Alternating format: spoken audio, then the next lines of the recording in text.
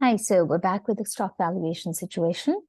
We're using Fundamentals of Financial Management by Brigham and Houston, and the situation today is a constant growth valuation situation. So Harrison Clothiers stock currently sells for $20 a share.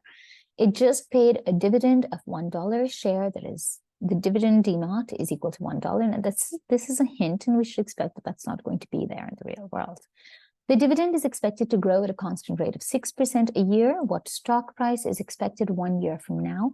What is the required rate of return? Now, looking at this entire question, we recognize that because we are looking at a constant growth situation, our formula is going to be P naught equals to D1 divided by R minus G. And in this particular case, we're looking at the stock price 1 year from now.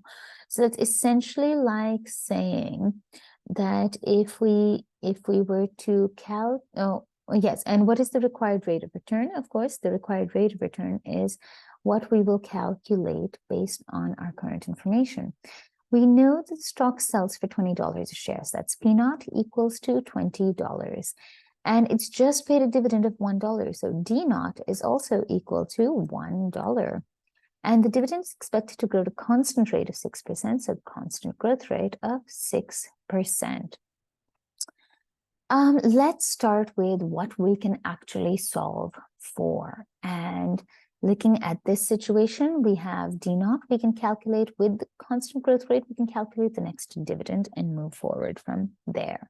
So that means D1 will equal to D naught times 1 plus G.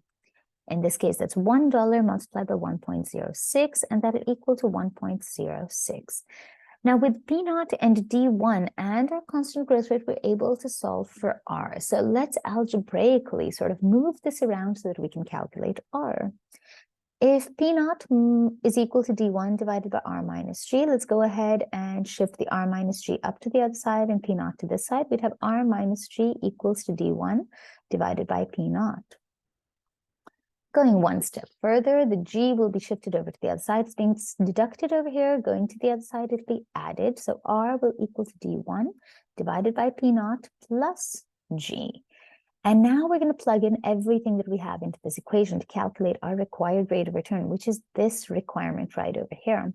So D1, which we calculated over here, was 1.06. P naught is equal to 20. And growth rate is equal to 6%, so 0.06. And when we plug all of that into a calculator, we get 0.1130 or 11.30%. Now, with that required rate of return, we can actually calculate the stock price 1 year from now. And the stock price 1 year from now will equal to D2 divided by R minus G. And so following the same logic, we'll want to calculate D2. So if D1 is equal to 1.06, D2 will equal to D1 times 1 plus G.